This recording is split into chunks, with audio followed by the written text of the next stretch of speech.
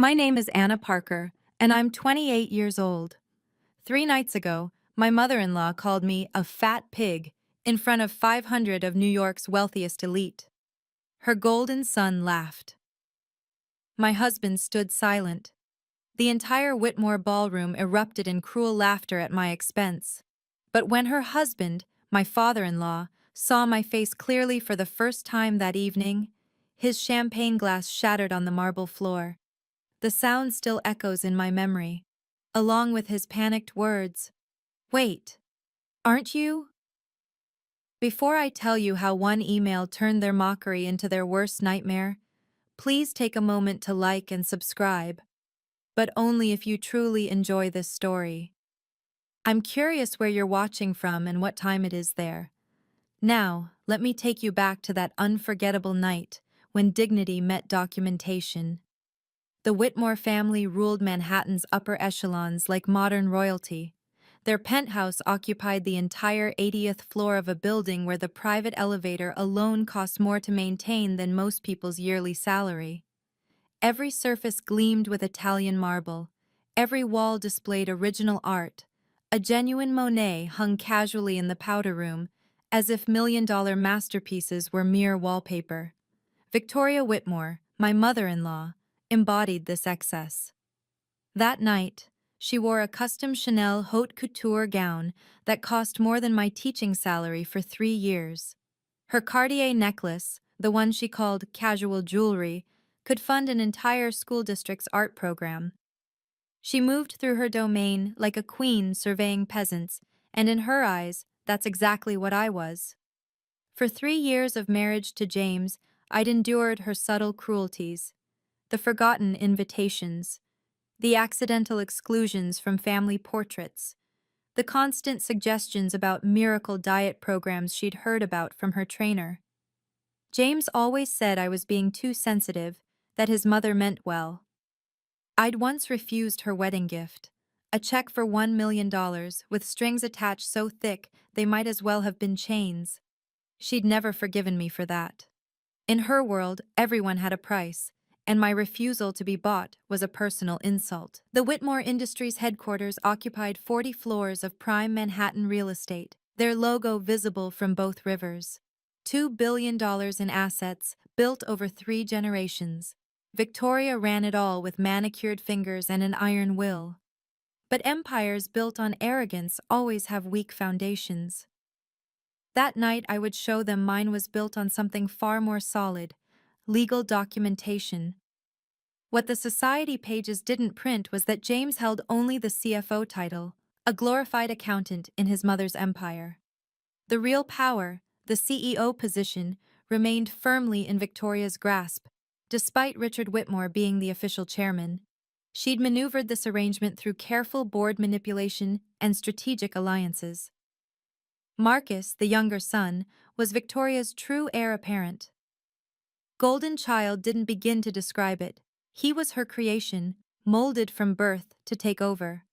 Harvard MBA at 25, engaged to a senator's daughter, and blessed with the kind of ruthless ambition that made his mother proud.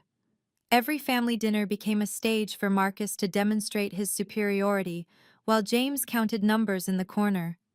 I'd seen the emails between Victoria and her lawyer about restructuring family assets. The subject lines were careful, professional. Estate planning adjustments, and succession timeline optimization. But I knew what they really meant.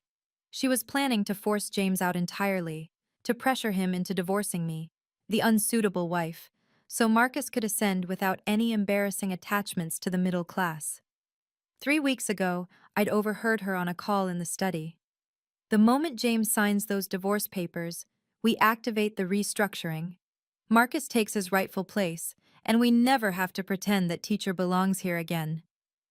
I'd stood frozen outside that mahogany door, my hand still raised to knock. Inside my bag, my phone had buzzed with an email notification from my own lawyer. The subject line read simply, "Inheritance matters, urgent." I hadn't opened it then, too shaken by Victoria's words, but I kept my silence. I smiled at dinners. I endured the insults disguised as concern. Because sometimes the best response to someone planning your destruction is to let them think they're succeeding. 2 weeks before the gala, my world had shifted on its axis. My father, whom I rarely mentioned to the Whitmores, had passed away suddenly. Charles Parker wasn't just any businessman. He was the founder and CEO of Zenith Holdings, a quietly powerful investment firm that most people never heard of, but every major corporation desperately needed. The Whitmores knew I had a father in business. They didn't know he was that Parker. Zenith Holdings controlled strategic partnerships worth billions, including Whitmore Industries' most critical contract, a $500 million exclusive distribution deal that kept Victoria's empire profitable. Without it, Whitmore would hemorrhage money within months. The board's official appointment letter had arrived the day after the funeral, sealed and notarized. I was now CEO of Zenith Holdings, inheriting not just my father's position, but his 67% controlling stake. The announcement wouldn't go public for another month, giving me time to transition. I'd sat in my car outside the Whitmore building, reading that letter 3 times. The board had been unanimous. My father had been grooming me for this for years, though I'd chosen teaching as my passion. They didn't know about my MBA from Wharton, earned at night while teaching days. They didn't know about the summers spent in my father's office, learning every detail of corporate governance. The letter sat in my home safe now, waiting. Along with the partnership contract between Zenith and Whitmore, specifically Clause 14.3, any executive officer found guilty of public discrimination, harassment, or conduct unbecoming of corporate leadership shall result in immediate partnership termination. My father had insisted on that clause. Dignity in business, he'd always said, is non-negotiable. I touched the safe's door that morning of the gala, knowing that tonight, finally, his words would have teeth. The Whitmore Annual Charity Gala was Manhattan's social event of the season. $10 million raised for underprivileged youth, though the champagne budget alone could have sent 100 kids to college. The ballroom at the St. Regis gleamed with crystal baccarat chandeliers, each one worth more than most homes. Red velvet curtains framed the stage where Victoria would perform her annual show of benevolence. 500 guests filled the room, senators, CEOs, old money, and new, the kind of people whose approval Victoria craved like oxygen. She'd planned every detail for months, from the gold-leafed invitations to the Michelin-starred menu. "Family presentation time," Victoria announced through her microphone, her voice honey-sweet with practiced charm. "The Whitmore family would like to thank you all for your generous support." She called Richard first, then Marcus with his fiancée. James was summoned next, walking stiffly in his Tom Ford tuxedo. Then silence. I stood at our table, waiting.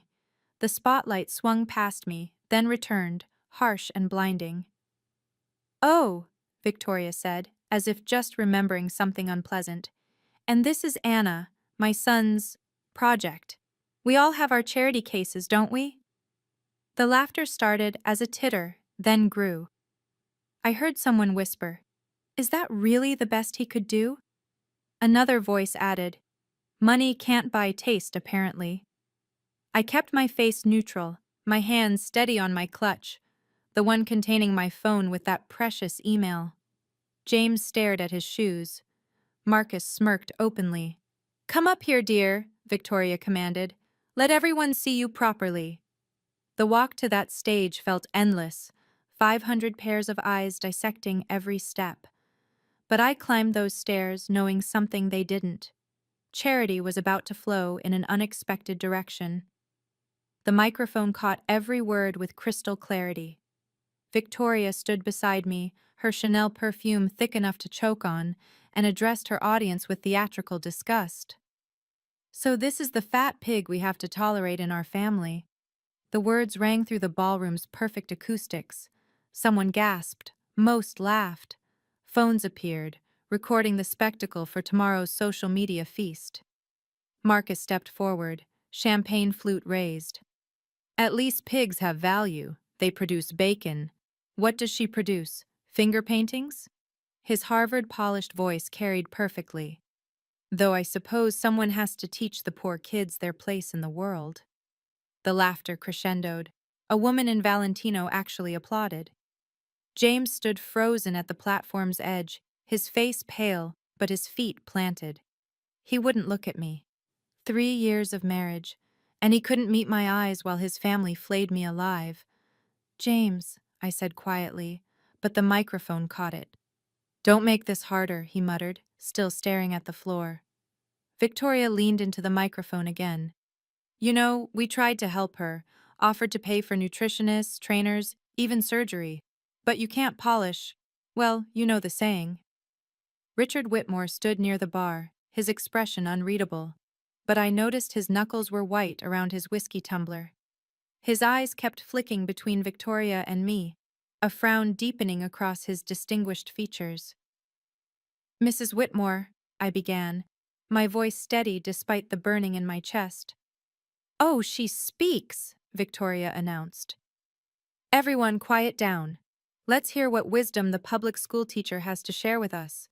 I smiled then, a real smile, because she'd just given me the perfect opening. "I was only going to say," I paused, letting the silence build, "that Mr. Whitmore Sr. might want to sit down for this." Victoria's laugh was sharp as breaking glass. "Oh, this is rich. She's going to make announcements now?" She reached into her Hermes clutch and pulled out a manila envelope. "Actually, perfect timing. I have an announcement too." She extracted the papers with theatrical flair. "Divorce documents, pre-filled, very generous, $50,000 for 3 years of tolerance. All you need to do is sign, dear, right here, right now, in front of everyone. Then you can waddle back to whatever bridge and tunnel burrow you crawled out from." The crowd erupted. "Sign! Sign! Sign!" The chant built like a wave. Marcus conducted them like a symphony, his hands keeping time. "Mom," James finally spoke, but so quietly only those of us on stage heard. "Maybe not here." "Not here?" Victoria wheeled on him. "Where better? These people deserve to know we're fixing our mistake, that the Whitmore name won't be sullied any longer by this." She gestured at me. "Embarrassment." She thrust the papers at me. Marcus offered his Mont Blanc pen, the limited edition one with diamonds in the clip. "Here you go, teacher. I'm sure you've never held anything worth this much before." The crowd kept chanting. Someone shouted, "Take the money and run, honey!" But I noticed Richard had moved closer to the stage. His phone was in his hand, and his face had gone very pale. He was staring at me with an expression I'd never seen before, recognition mixed with dawning horror. "Before I sign anything," I said, letting my voice carry through the microphone, "there's something everyone here should know, especially you, Mr. Whitmore." Victoria rolled her eyes. "Richard, tell her to sign. End this circus." But Richard was already climbing the stage stairs, his phone clutched like a lifeline. If you've ever been judged by your appearance or bank account, you'll understand what happened next. Sometimes the best revenge isn't loud, it's legal. Keep watching to see how one document changed everything. And if this resonates with you, that subscribe button helps more people find stories of quiet triumph over public humiliation. "Sign it now," Victoria commanded, her voice sharp enough to cut crystal. "In front of everyone. Show them you know your place." The ballroom fell silent except for the whisper of expensive fabric as people leaned forward. This was better than any Broadway show. Marcus positioned himself behind me, close enough that I could smell his cologne. Tom Ford, of course. Everything had to have a label, a price tag, a status symbol. "Just sign it, Anna." James's words hit harder than any insult. 3 years of marriage reduced to 5 words of cowardice. "It's for the best." The pen felt heavy in my hand. $50,000 and freedom from this family. Some would call it a bargain. The crowd certainly thought so. Whispers of "take it" and "she's lucky to get anything" floated through the air. I looked at the divorce papers. Standard language, nothing surprising. Except for one small detail I'd noticed. the date. They'd been drawn up 3 weeks ago, the same day I'd overheard Victoria's phone call about restructuring. You know what's interesting? I said, my voice steady through the microphone. These papers were prepared before tonight, before this public humiliation, which means this whole show. Sign them! Victoria snatched the microphone. Security! 2 guards appeared at the stage edges, but Richard Whitmore was already there, and his voice boomed without any amplification. Stop! Everyone froze. Richard Whitmore hadn't raised his voice in public in 20 years. He was staring at his phone, then at me, then back at his phone. Anna Parker, he said slowly, as if tasting each syllable. Your maiden name, Parker. Yes, I said simply. His face had gone from pale to ashen. Charles Parker's daughter.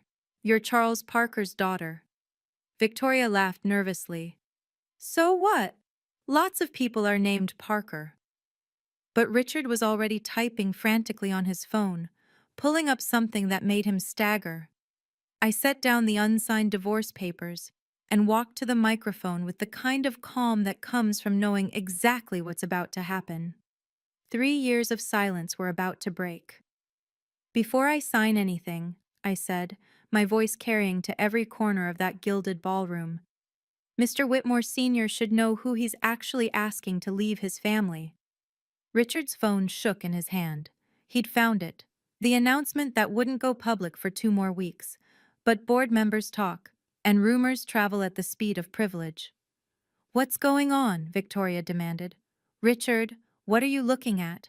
I pulled out my own phone, where the email had been waiting. 2 weeks ago, I became CEO of Zenith Holdings, your exclusive partner, the company that holds your distribution rights, your supply chain, your entire profit margin. The silence was absolute. You could have heard a champagne bubble pop. That's impossible, Marcus sputtered. You're a teacher, you're nobody. I'm a teacher by choice, I corrected. But I'm also Charles Parker's daughter, and as of his passing, I control 67% of Zenith Holdings and every contract we maintain. Richard's voice came out strangled. The partnership renewal, it's next week. Yes, I said simply. It is. Victoria grabbed the microphone back. This is ridiculous. Security, remove her. She's clearly delusional. But Richard was already shouting to someone in the crowd. David! David Chen Park! You're Zenith's legal counsel. Is this true? A man in an impeccable suit stood up from table 12. I'd asked David to attend tonight, knowing this moment would come. It's true, Ms. Parker is our new CEO. I have the documentation right here. The crowd erupted, not in laughter this time, but in shocked whispers that built to a roar. Victoria's recovery was swift and vicious. She cut the microphone cable with a violent yank, the feedback shriek making everyone wince. Technical difficulties, she announced brightly to the crowd. Security, please escort Ms. Parker out. She's obviously having some sort of episode. 2 guards moved toward me, their faces apologetic but determined. Victoria Whitmore signed their paychecks after all. She's delusional, Marcus added loudly, playing to the crowd. Stress eating has affected her mind. It's sad, really. We've tried to get her help. The guards reached for my arms. I didn't resist. Sometimes letting your opponent think they've won is the best strategy. James still wouldn't look at me, studying his Italian leather shoes as if they held the secrets of the universe. This is what happens, Victoria announced to her audience, when you marry beneath your station. Mental illness, delusions of grandeur. She probably read about Charles Parker online and constructed this fantasy. The crowd was buying it. I heard murmurs of, poor thing, and how embarrassing, as the guards led me off the stage. But I caught Richard's eye as I passed. He was frantically typing on his phone, his face cycling through expressions like a slot machine. They deposited me at an empty table in the back, the one reserved for the catering staff's breaks. Victoria had already returned to her presentation, smoothly transitioning into the charity auction as if nothing had happened. Crisis averted, she purred into a new microphone. Now, who'll start the bidding on this magnificent Cartier piece? But I wasn't watching her. I was counting down on my phone's clock. David Chen Park had left his table and was walking toward the stage with his briefcase. Richard Whitmore was pushing through the crowd from the other direction. In exactly 10 seconds, everything would change. 10, 9, 8. I sat alone at that back table, watching Victoria bask in her perceived victory. She was auctioning off jewelry now, each piece a testament to excess. The crowd had already forgotten about me, just another bit of drama in their glittering lives. "The crazy wife is handled," I heard someone say. "Poor James." "Victoria always knows how to manage these situations," another added. So composed. James had finally found his spine, or so it seemed. He took the microphone from his mother. "I apologize for that disruption. My soon-to-be ex-wife has been under tremendous stress. We'll ensure she gets the help she needs." The words should have hurt. Instead, I felt only cold clarity. Every betrayal was being documented, recorded by hundreds of phones. Evidence for what was coming. Marcus was already on his phone with someone, probably their lawyer. I caught fragments: mental evaluation, an expedited divorce, an unfit spouse clause. Victoria returned to the microphone. "Let's not let one disturbed individual ruin our beautiful evening. The Whitmore family remains committed to excellence, in business and in charity." Applause thundered through the ballroom. She'd won, or thought she had. The security guards still hovered near my table, making sure I wouldn't cause more trouble. But Richard Whitmore had reached the stage, and his face was the color of old paper. He grabbed Victoria's arm, whispering urgently. She brushed him off, irritated by the interruption. David Chen Park was setting up his laptop at a side table, connecting it to the ballroom's projection system. The tech crew, confused, allowed it. He had Zenith Holdings credentials after all. My phone buzzed. A text from David. "Ready when you are." I stood up. The guards moved closer, but I simply walked toward the stage, holding my phone high. "I haven't finished," I said clearly. Richard Whitmore suddenly lunged for the microphone, practically wrestling it from Victoria's manicured grip. His usual composure had shattered completely. "Everyone stop! Please, there's been a terrible mistake." Victoria tried to reclaim the microphone. "Richard, what are you doing? You're making a scene." "No," he said firmly, holding her back with one arm. "You've made the scene. I've just realized who we've been insulting." The ballroom buzzed with confusion. Marcus stepped forward. "Dad, she's nobody. Just a gold digger with delusions. She's Charles Parker's daughter," Richard's voice cracked. "I just confirmed it with 3 board members. Charles Parker, our biggest partner. She owns Zenith Holdings." The whisper started immediately, rippling through the crowd like wildfire. Several people were already on their phones, verifying. The wonderful thing about the ultra-wealthy: they always fact-check when money's involved. "That's impossible," Victoria said, but her voice had lost its certainty. "She's a public school teacher. She lives in Queens. She refused my $1 million wedding gift." "Because she didn't need it," Richard said quietly. "Charles Parker was worth $2 billion, and he left it all to her." I watched the blood drain from Victoria's face as the implications hit her. The partnership contract, the renewal next week, the clause about executive conduct. "Anna," Richard turned to me, his voice now pleading. "Please, come back to the stage. There's been a misunderstanding." "Has there?" I asked, my voice carrying clearly, even without a microphone. "Because I heard your wife quite clearly. Fat pig, wasn't it? Your son called me worthless. My husband agreed I should sign divorce papers. Which part did I misunderstand?" David Chen Park chose that moment to project the first document onto the ballroom's massive screen. The Zenith Holdings letterhead had never looked more beautiful. I walked back to that stage with the measured pace of someone who had already won but was polite enough to let everyone else figure it out. The security guards parted like the Red Sea. Amazing how fast respect returns when money enters the conversation. Anna, please, Richard said, extending his hand to help me up the stairs. I ignored it, climbing on my own. Victoria stood frozen, her Chanel gown suddenly looking like expensive armor that couldn't protect her. Marcus had gone pale under his spray tan. James finally looked at me, his eyes wide with dawning horror. I took the microphone gently from Richard's shaking hand. Should I tell them or should you? Tell us what? Someone shouted from the crowd. David clicked to the next slide. My official appointment letter filled the screen, complete with board signatures and the Zenith Holdings seal. 2 weeks ago, I said calmly, I inherited my father's company, Zenith Holdings. We control strategic partnerships worth approximately $8 billion globally. Whitmore Industries represents one of those partnerships, a $500 million exclusive distribution deal that expires next week. The math was simple enough for everyone to follow.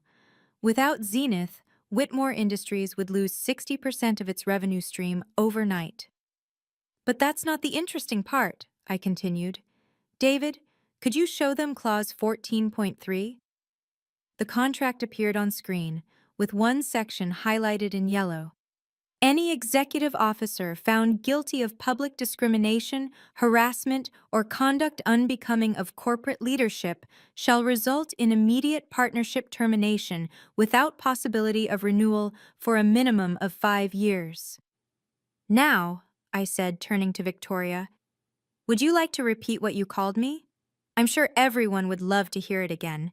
We have about 500 witnesses, plus, I gestured to the phone still recording, video evidence. Victoria's mouth opened and closed like a fish gasping for air. The email on the screen was dated 2 weeks ago, digitally signed and notarized. Every board member's signature was visible, including 3 who were in this very ballroom. As of October 15th, I read from the projection, Anna Catherine Parker is hereby appointed Chief Executive Officer of Zenith Holdings, with full authority over all partnerships, contracts, and strategic decisions. This can't be real, Victoria stammered. You're a teacher. You wear clothes from Target. You drive a Honda. By choice, I replied. My father taught me that real wealth doesn't need to announce itself. Unlike some people, I don't need Chanel to feel valuable. Marcus tried to salvage the situation. Even if this is true, you can't just cancel a contract because your feelings were hurt. David clicked to the next slide, a recording timestamp from tonight's event. Actually, she can. Your mother called Ms. Parker a fat pig at 9:47 p.m. You called her worthless at 9:48 p.m.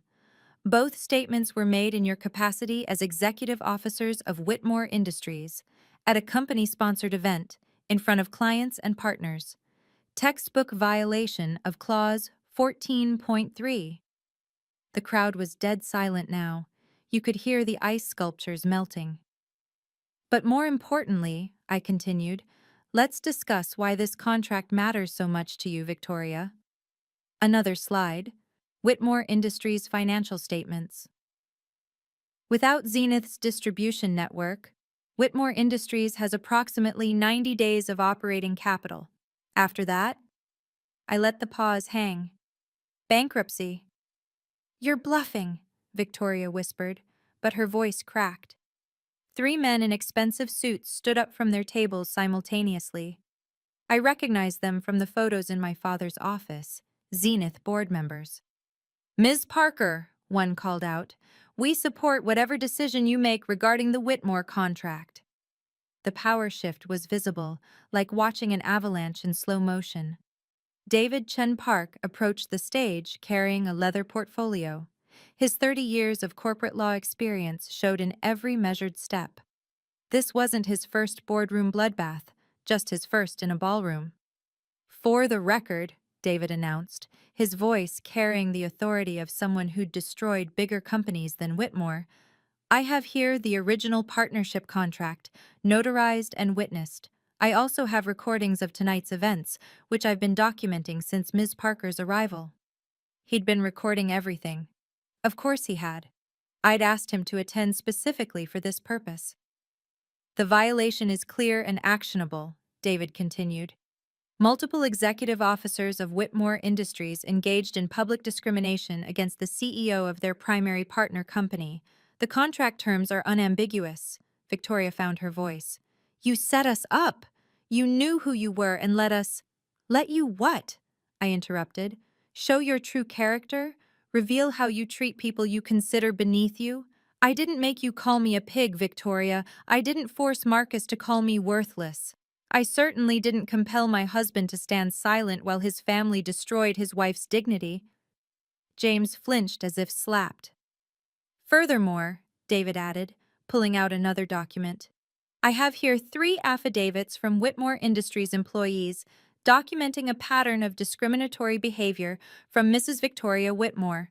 It seems tonight wasn't an isolated incident.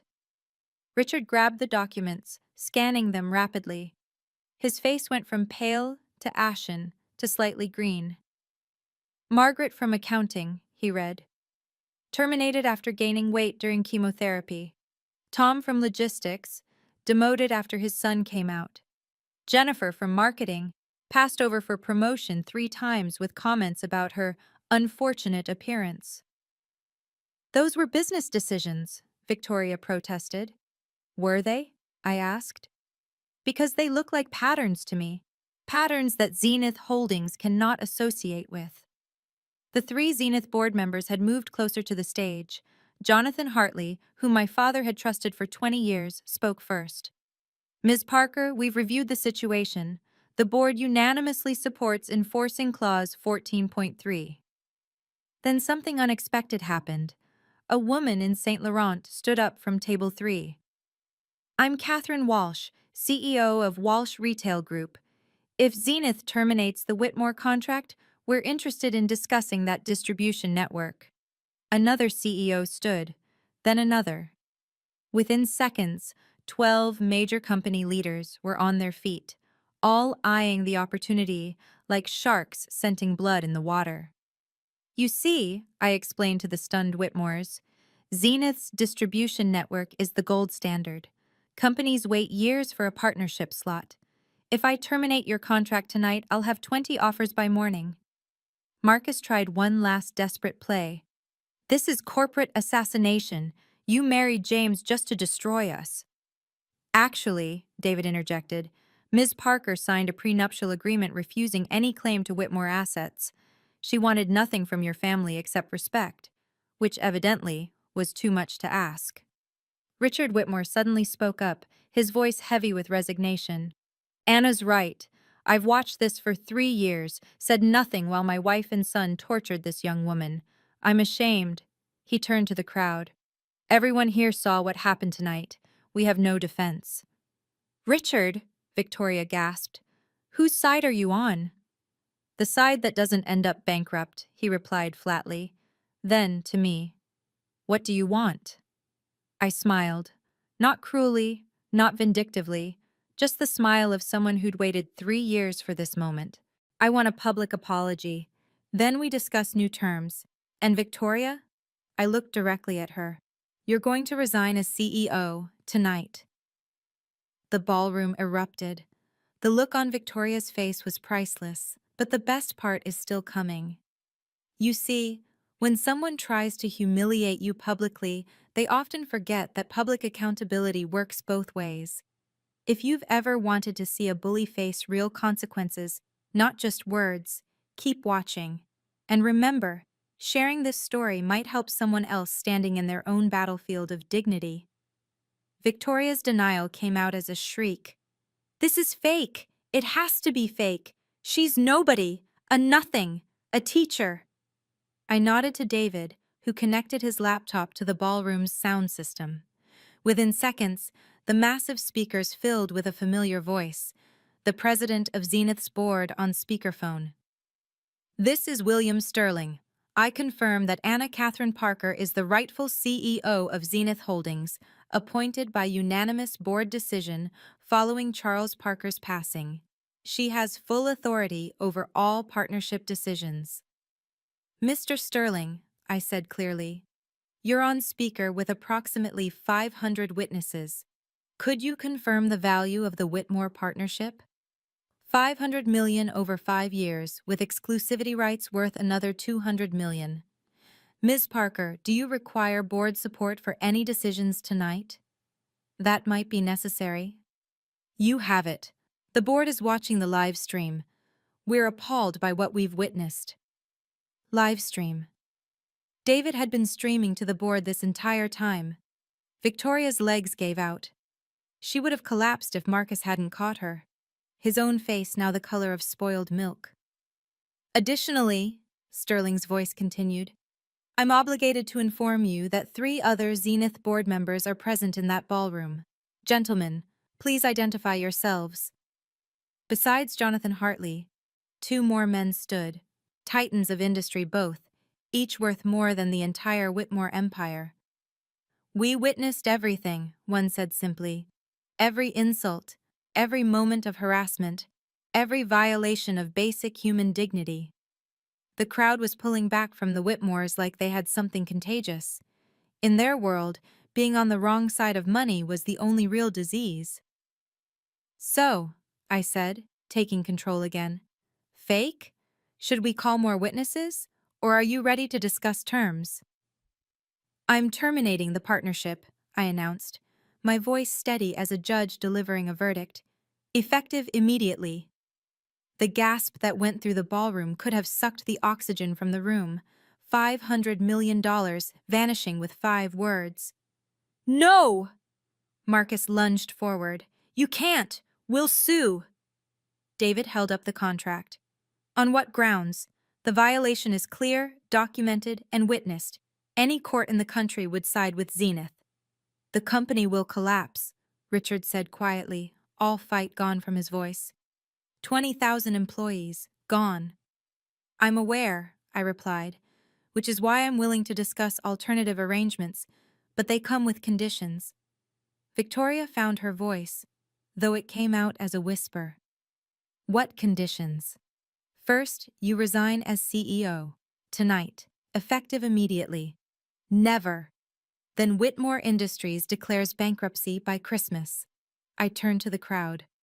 I'm sure everyone here would love to buy your assets at liquidation prices. Several heads nodded eagerly. Corporate vultures, all of them. Second, I continued, Marcus forfeits any claim to executive positions at Whitmore Industries. Ever. You can't dictate. I can and I will. Third, James becomes CEO. That stunned everyone, including James. He stared at me as if I'd spoken in tongues. But most importantly, I said, moving closer to Victoria, you apologize, right now, into that microphone. To me, to every employee you've discriminated against, and to everyone here who watched you try to destroy another human being for sport. I'd rather die, Victoria hissed, than your company does instead. I turned to walk away. David, prepare the termination paperwork. Wait! Richard grabbed my arm. Please, Anna, give us a moment. He pulled Victoria aside, whispering furiously. Marcus joined them, gesticulating wildly. James remained frozen, staring at me with something like awe. The Whitmore family huddled like conspirators while 500 of New York's elite watched in fascinated silence. This was better than any theater performance they'd paid thousands to attend. I stood perfectly still, counting down in my head. 60 seconds. That's all I'd give them. 40 seconds, I announced. Victoria's whispered protests grew more frantic. Marcus was actually crying now, his perfect facade cracking like cheap plaster. Richard's voice rose and fell, urgent and commanding. 20 seconds. James finally moved, walking toward me with purpose. The crowd parted for him, unsure what to expect. Anna, he said, loud enough for everyone to hear. I'm sorry. I failed you as a husband. I stood there while they tore you apart, and I said nothing. Did nothing. I don't deserve your forgiveness, but 10 seconds. Mom! James turned to Victoria. Apologize. For once in your life, choose the company over your pride. 5 seconds. Victoria broke free from Richard's grip and grabbed the microphone. Her hands were shaking so badly she nearly dropped it. 4. 3. I apologize. 2. I'm sorry for everything. I held up my hand, stopping the countdown at 1. Be specific, I said coldly. What are you sorry for? Victoria's face crumpled. The great Victoria Whitmore, Queen of Manhattan society, began to cry. Not gentle tears. Ugly, humiliating sobs that smeared her perfect makeup. I'm sorry for calling you a pig, for treating you as less than human, for trying to destroy your marriage, for being a monster. And? And I resign. Effective immediately. I resign as CEO of Whitmore Industries. The words echoed through the ballroom like a death knell, or perhaps a rebirth. Richard Whitmore stepped forward, pulling a document from his jacket pocket. His hands trembled as he unfolded it. Since we're confessing tonight, he said, his voice carrying the weight of years, I have something to add. Victoria looked at him in confusion. Richard, what are you doing? Something I should have done years ago. He held up the papers. This is my will, updated last week after I saw how Marcus treated a janitor in our building. He made the man cry over a water spot on his shoe. Marcus's spray-tanned face went white. Dad, no. I'm leaving everything to James, the entire estate, all my personal holdings in Whitmore Industries, everything. The crowd gasped. Even I hadn't expected this. You can't, Marcus screamed. I'm the one who stayed. I'm the one who did everything right. You did everything your mother taught you, Richard corrected, which is why you're exactly like her, cruel, entitled, and without a shred of humanity. He turned to James. You married for love, not money. You chose someone your mother despised because you saw her worth. That takes courage I never had. This is because of her, Victoria pointed at me. She's turned you against us. No, Richard said simply. You turned me against you. Every cruel comment, every person you stepped on, every life you destroyed for sport. I enabled it for 30 years. I'm done. He handed the will to David. Mr. Chenpark, would you verify this is legally binding? David scanned it quickly. Witnessed, notarized, and filed with the court, completely legitimate. Marcus collapsed into a chair, his entire world evaporating in front of 500 witnesses. So, Richard said to me, James will be CEO. Is that acceptable for maintaining the partnership? Victoria Whitmore fell to her knees, the sound of her Chanel gown hitting the stage floor audible in the horrified silence. The Queen of Manhattan high society, kneeling in front of the fat pig she'd tried to destroy. Please, she sobbed, mascara streaming down her cheeks in black rivers. I'm sorry, I'm so sorry. I was wrong, I was horrible. The words poured out of her like a dam breaking. I was jealous. You refused my money. You had James's love without trying. You were everything I pretended to be, accomplished, educated, independent. I have nothing without the Whitmore name. Nothing. Marcus tried to run. Actually tried to flee the ballroom, but security, the same security his mother had ordered to remove me, blocked his exit. Let me go, he shouted. I don't have to stay for this. Actually, you do, David said calmly. There's the matter of the embezzlement. Another gasp from the crowd. This night kept delivering. What embezzlement? Richard demanded. David pulled out more papers. Mr. Marcus Whitmore has been siphoning funds from the Charity Foundation. Tonight's gala? Half the donations were being redirected to his personal accounts. I have the evidence here, provided by a whistleblower in accounting. Margaret from accounting stood up, the woman Victoria had fired during chemotherapy. I kept records of everything before I was terminated. Everything. The phones were out in force now, everyone recording the complete destruction of the Whitmore dynasty. By morning, it would be on every society blog, every gossip site, every social media platform. Please, Victoria begged again, still on her knees. Anna, please, don't destroy us completely. I looked down at her, this woman who'd tortured me for 3 years, and felt pity. Stand up, I said quietly. Have what dignity you have left. The dominoes fell fast after that. 5 major investors approached Richard before Victoria even got to her feet, each one formally withdrawing their support from Whitmore Industries under her leadership. Hartley Ventures is pulling our 100 million, one announced. Cascade Capital is withdrawing all funding, another added. Within minutes, 300 million in backing had evaporated. The board of directors for Whitmore Industries had been watching everything. Several were in the audience. The chairman stood up, his voice carrying absolute authority. Emergency board meeting right now. This ballroom will suffice. He looked at Victoria with disgust. The motion is simple. Remove Victoria Whitmore as CEO, effective immediately. The vote was called right there, in front of everyone. 7 board members present, 2 participating by phone. All in favor of removing Victoria Whitmore? 7 hands rose. The 2 on the phone confirmed their yes votes. Motion carried unanimously. Victoria Whitmore, you are terminated. James Whitmore, will you accept the position of CEO? James looked at me, then at his father, then back at me. I accept, but with one condition. Anna serves as strategic advisor with full veto power over major decisions. That's irregular, the chairman began. That's non-negotiable, James interrupted, finding his spine at last. She just saved this company from bankruptcy. She deserves a voice in its future. The board huddled, whispered, then nodded. Accepted. Marcus was being escorted out by actual police now. David had called them regarding the embezzlement. He screamed the entire way, blaming everyone but himself. You did this, he shouted at me. You destroyed our family.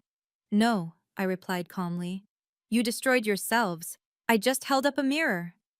The crowd parted as security led him away, their phones still recording every second of his downfall. James approached me slowly, as if I might disappear. The man who'd stood silent while his family devoured me finally found his voice, but it came too late. Anna, I know I don't deserve. You're right. You don't. He flinched but continued. I was a coward, weak, pathetic.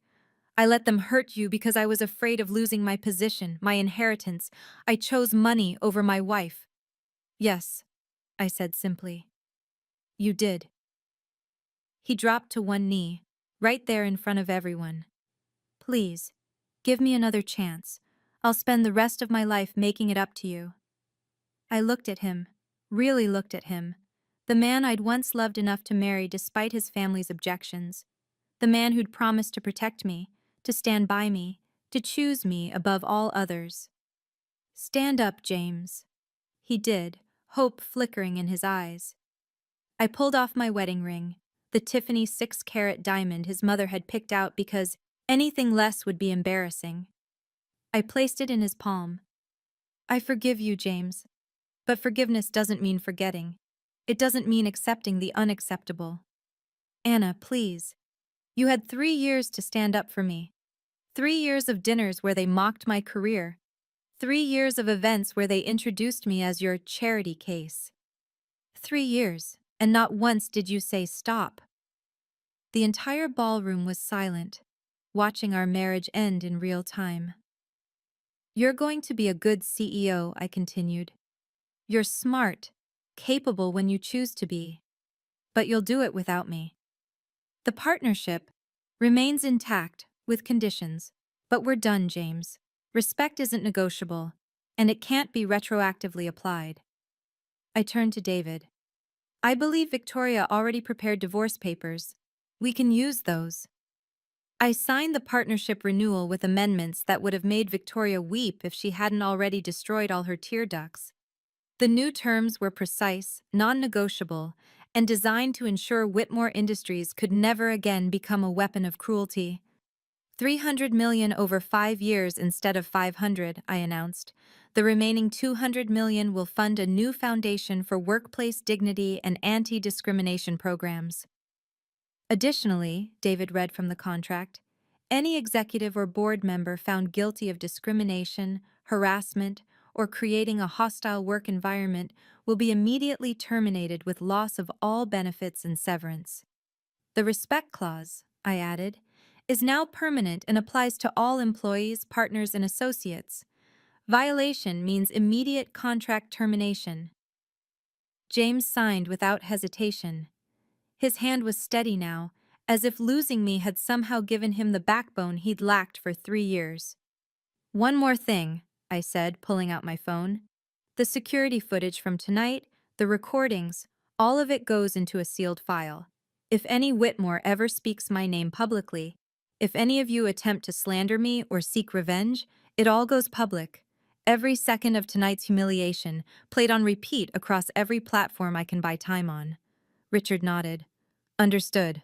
Victoria hadn't moved from her spot on the stage, still kneeling in her ruined designer gown. She looked like a cautionary tale about pride, which I suppose she was. I walked past her to the microphone one last time. To everyone here tonight, remember this. Money might buy you many things, but it can't buy class, it can't buy respect, and it certainly can't buy your way out of consequences.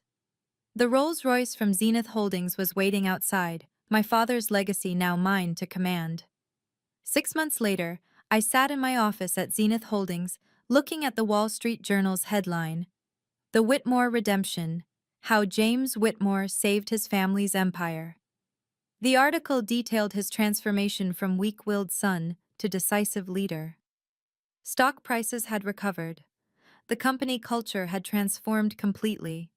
The discrimination lawsuits had been settled, with Margaret from accounting now heading their new diversity department. Victoria lived in a one-bedroom apartment in Queens, ironic, considering how she'd mocked my bridge and tunnel origins.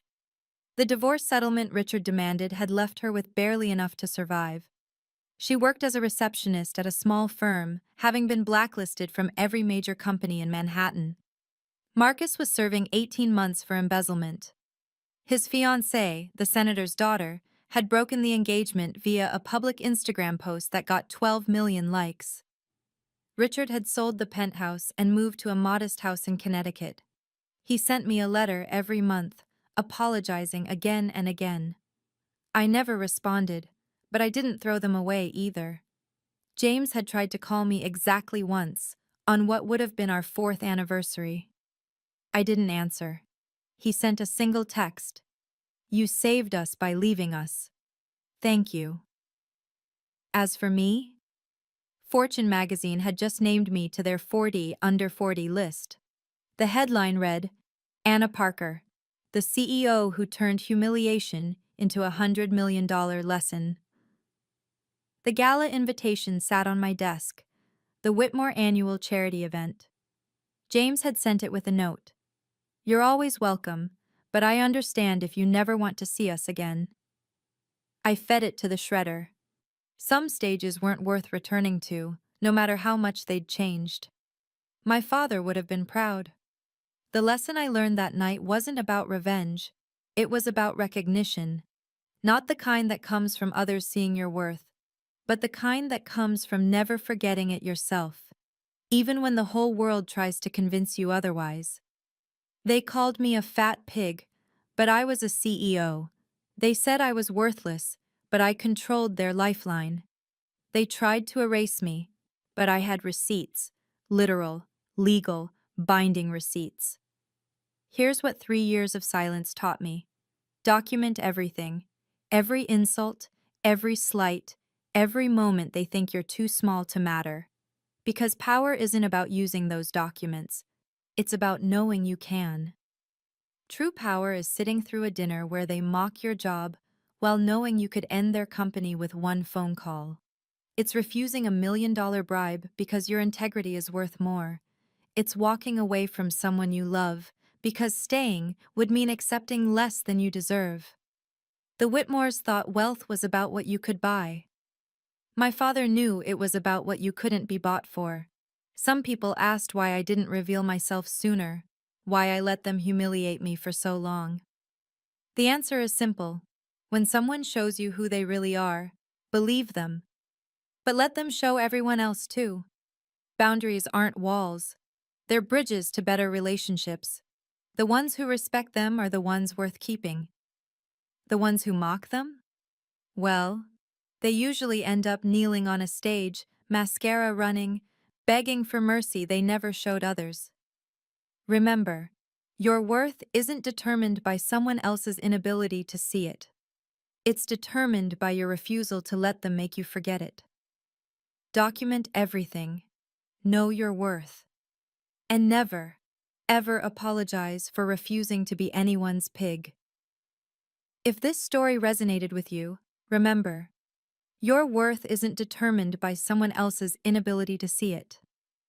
I'd love to hear about a time you stood up for yourself. Share in the comments below. And if you know someone dealing with family toxicity or workplace bullying, sharing this might remind them that dignity can't be taken, only surrendered. Subscribe for more stories about quiet strength winning over loud arrogance. Until next time, remember, document everything and never apologize for knowing your worth.